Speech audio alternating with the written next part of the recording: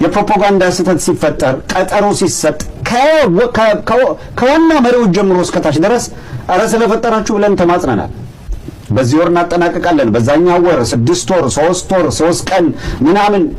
አረ ስለፈጣሪ የራሳችሁ አንደበት መጨረሻ ላይ አንገታችሁ ላይ የሚጠልቅ ገመድ ሆኖ ይመጣል፣ መሳለቂያ ትሆናላችሁ ብለን በብዙ መልኩ ተናገረን እንጂ በፍጹም ከጦርነት ሳይንስም የጉሬላ ፋይተርስ በጉሬላ እንዋጋለን በሽምቅ እንዋጋለን የሚሉ አካላት በዚህ ያህል ጊዜ ስርዓት ገልብጠን ምናምን ብለው 3 ወር 1 ዓመት 6 ወር ምናምን እያሉ እንዴት ቀጠሮ ይሰጣል?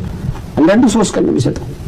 በ6 ወር እንገባለን 500 አዋጡን በዚህ በምናምን እንገባለን። ይሄ በቃ የነበረበት ነው የቁጩ ሲያጭበረብሩበት የነበረ ማለት ከያንዳንዱ ዲያስፖራ ኪስ ያውልቁበት የነበረ ስትራቴጂ ነው። የኪስ አውላቂነት ስትራቴጂ ነበር የነበረ።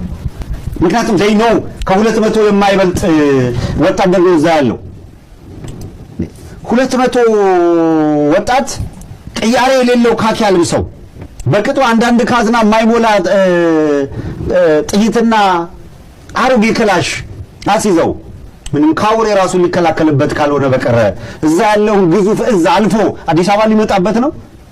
እንደዛ አድርገው ሲዋሹ 6 ወር ቀጠሮ what does it mean? $500 በታወጡ በነፍስ ወከፍ በ6 ወር አዲስ አበባ እንደርሳለን ነበር ይሉ የነበሩት። ይሄ ነገር ይጻፍ ነው። እንደው ወዴት እየተሄደ ነው በዚህ ትግል ውስጥ የእውነት